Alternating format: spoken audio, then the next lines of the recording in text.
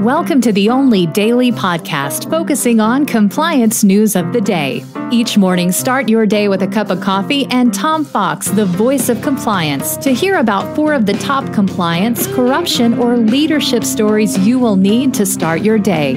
The Daily Compliance News is a production of the Compliance Podcast Network. First, a word from our sponsor.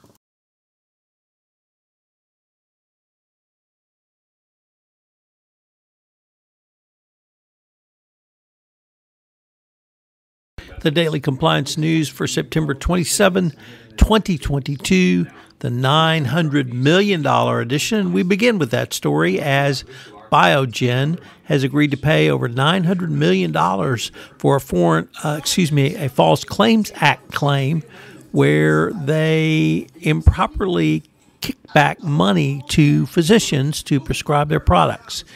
The actions occurred from 2009 to 2014. Where Biogen allegedly used speaking and consulting fees and other remuneration to persuade doctors to prescribe the company's multiple sclerosis drug.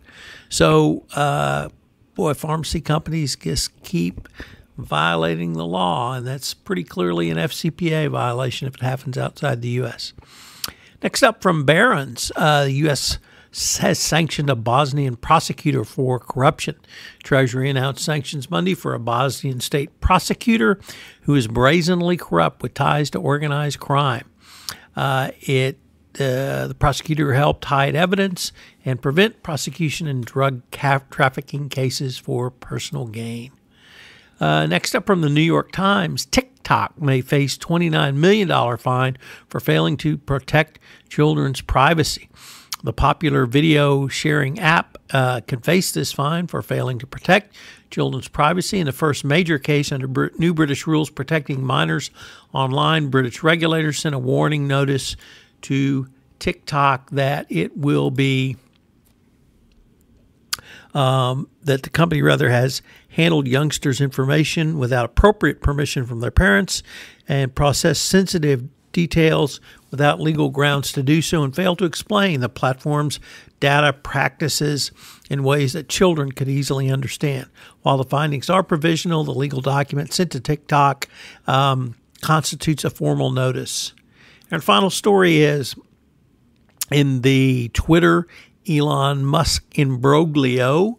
Elon Musk is being deposed over the next 2 days by Twitter, and Reuters speculates that Musk, known for his combative testimony, will make the proceedings literally into a circus. So it's going to be interesting to see how Twitter's lawyers handle that.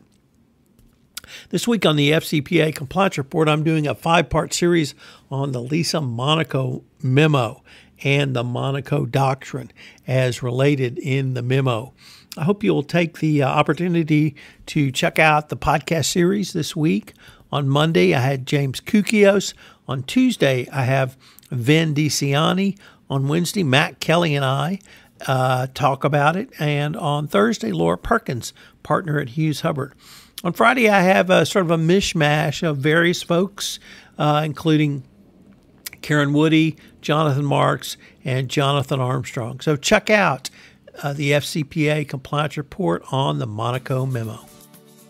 The Daily Compliance News is a production of the Compliance Podcast Network and a proud member of C-Suite Radio. Thanks so much for listening. I hope you'll join me again tomorrow.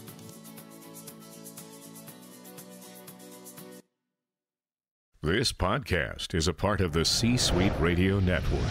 For more top business podcasts, visit c-suiteradio.com.